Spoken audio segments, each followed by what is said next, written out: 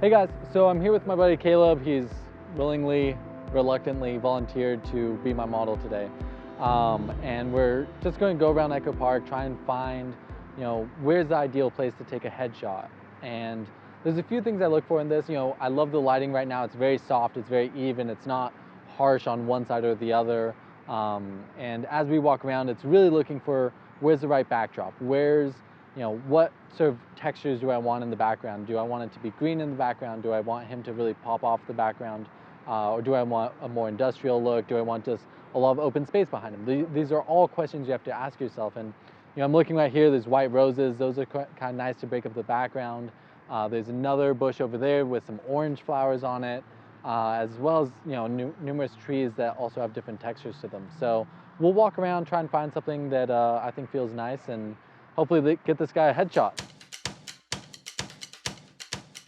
Come over here, just kind of the first spot I saw, and initially I was thinking of having something very close in the foreground, having some sort of texture right there, but now that I'm thinking about it, I'm going to try something with a little more depth. And here we have this sort of columns of trees going back. We have the sun sort of at my, not quite at my 6, but behind me, so it's illuminating his face nice and evenly. And one thing that I'm just noticing right off the bat is that the light is hitting him sort of flat on, and I kind of want it to come more to the side. So I'm going to walk over here, and Caleb, if you could just face me, turn your shoulders towards me. So now I'll take a sample photo of this just so you can see. And we're starting to go down in light, so I'm going to crank up to ISO 400. And I'm at f4 still, and shutter speed 125. It's a little bright, so I'll go down to 1/400th. And you can really tell that the lighting is, he has shadows on one side, highlights on the other, which isn't bad, but it's a little too much for me. So I'm going to sort of split the difference of where we were at. So if you could hold there. So if you can tell, initially we were over here, sun directly behind me.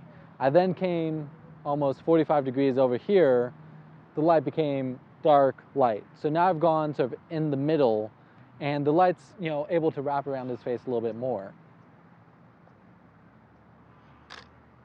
There's a dog walker, so I'm just going to wait for that person to pass.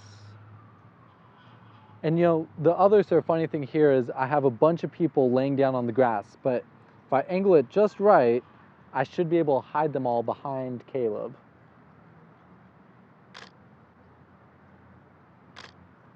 Now another thing of taking portraits is that you might be with someone that's your friend, someone that's comfortable getting photos taken of them, or someone very uncomfortable taking photos. And granted we're doing class right now, so it's a little different, but typically I would have talked to Caleb, okay, so what are we trying to do today? What are you comfortable with? Have you taken photos before? Sort of talk them through it, get them really comfortable with the whole process.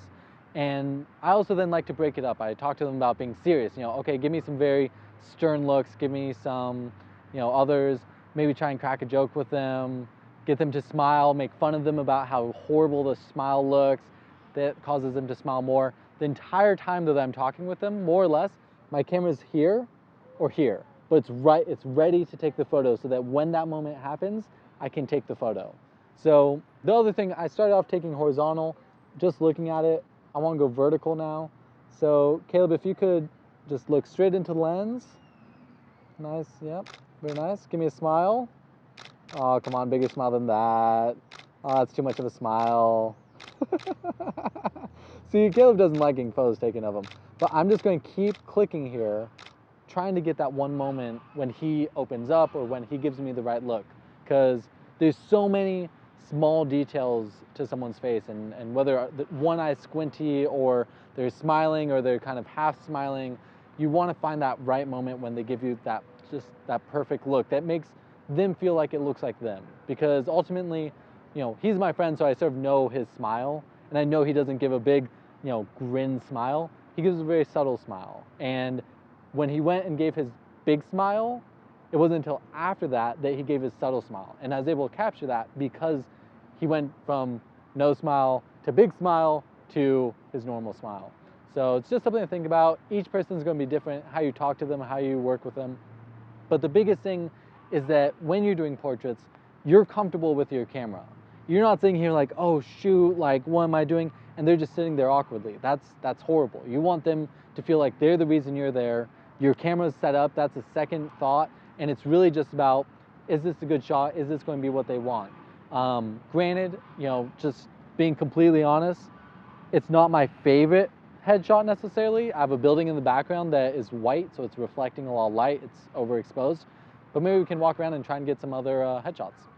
All right, so we're going to come over here and I'm going to try just a big open space behind Caleb. Not exactly sure how this will work. One thing to keep in mind about all sort of portrait photography is that you're really trying to focus on the person, and you don't want people necessarily being like, oh, there's a Coca-Cola car behind them, or there's this or that behind them, and they're not focused on the person. And so typically what I recommend for that is that you shoot at least a 50 millimeter, and typically around the f4 is good. You can, if you go to f1.4, f2, you're getting really shallow depth of field. And you can get a very cool look with that, but you can also make it so, their eyelash is in focus, but their nose is out of focus, and their ears out of focus, but their eyes in focus. And it's a cool look, but it can be kind of jarring at times. So typically I recommend going closer to f4, f5.6, and then typically between a 50 millimeter, a 35 millimeter works as well, but I like to go closer to the 70 millimeter, 80 millimeter, even 105. I really like crushing the backgrounds, really focusing in on the person. So here, let's try this out. Caleb, if you want to come just over here a little bit. Yep, right there is perfect. And look to camera. If you could give me a sort of like sinister grin, like your evil mastermind. Yes, perfect. Oh, that's lovely. So I just did something dangerous. I didn't photo check myself, so I went and took a bunch of photos without actually looking if the photo was exposed correctly. Luckily it was. Sometimes you get lucky, sometimes you don't. But the background looks pretty good. You have colors here, you can tell you're outdoors. It's still a little chaotic for me. So I'm gonna flip around. Caleb, if you could just turn around for me. I'm gonna try taking a photo from over here. And for this, I've been shooting at 70 this whole time. I'm going to 50. Really, I will say for portrait photography, I would typically recommend shooting primes. I think they just have typically nicer glass, and the zoom's nice because you have the range, but I know I'm taking a picture of a person. I'm not, there's not going to be something unexpected in there. So I recommend primes for that. The 50 or the 85, 35 even are great. So let's try it out this. I like this background. You have the fountain in the background. It is calling a little bit of attention to it, so I'm going to move over a little bit. Caleb, if you could give me a big smile and look into lens. And that, the contrast is getting there. The sun's going down, it's getting a little bit darker, but I think we have a usable image. So another thing to think about when taking a portrait is you don't want something sort of on the same plane as them, or close to them, because that's going to be more in focus. The farther things are away from you, the more out of focus they're going to be. So it's good to have depth to it. Now, that's to say if you don't want something else in focus. If you want a flower, if you want other things in focus, by all means, have them right next to it. But typically you want that depth, you want some space that allows everything to fall out of focus and allows you to really focus in on that one person. As I go through all these photos, I like to show whoever I'm taking photos of, the pictures of themselves. I typically will go through first and find the one or two that I really like and show them those and say, is this something you like? Do you like how it looks? And get their input just so they feel involved in the process and they're not just getting photos taken of them the entire time. I like to shoot photos just sort of with the natural lighting, with natural surroundings. Some people will use flex fills or different lighting tricks just to add a little more light, but personally I think you can get just as good of results just being out here with your camera and lens. So hope this was helpful, and please comment below with any questions you might have. Happy to help.